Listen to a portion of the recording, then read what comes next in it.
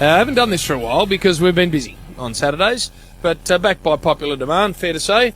Headed golf bag. Now, from the man that brought you and Gastro, as I understand. And bugger all. Comes What the Hell?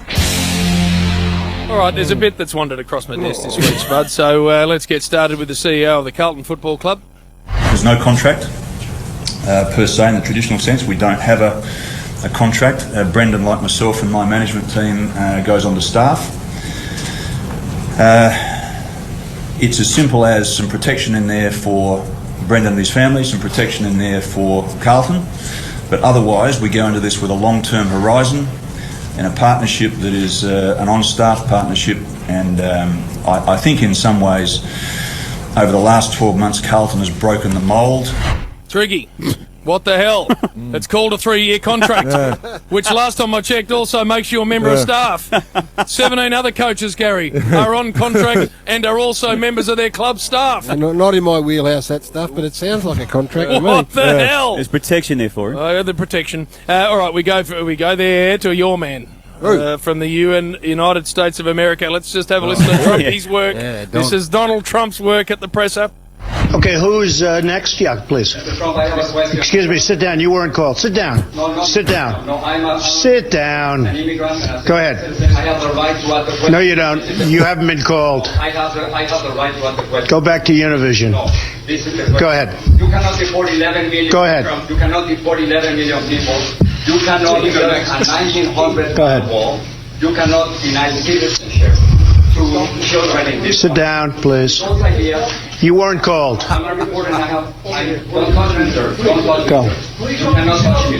I have the right to ask a question. Yes, can you take order? I have the right to ask a question. Trumpy, what the hell? Not only trying to throw every Mexican out of the US, also chucking him out of his presser. I have actually watched that. There is a backstory. He's not my man. I'm just fascinated that he's leading the primaries. Clearly.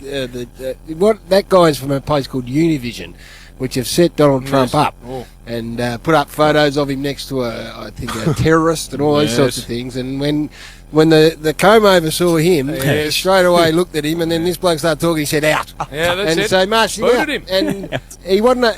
And then I watched all those political shows, Warrior, that I quite love. Megan Kelly, who's fantastic. She's good. And he said he wasn't asking a question, he was making a statement. So off you go. That's it. I trotted him out. All right, which moves us on to the final one. This, of course, from AFL 180. During the week, I don't know which night it was, Monday, Tuesday, Wednesday, I'm not sure, because it's not a show I watch, I must admit, but this audio was sent to me, Gary, so let's have a listen. Written by James, spoken by Gary. The Mafia. Good finish. Kingy, Sellers, what the hell? Not our fault your ratings were poxy. No one's listening to your respective radio stations. It's not our fault. Don't shoot the messenger.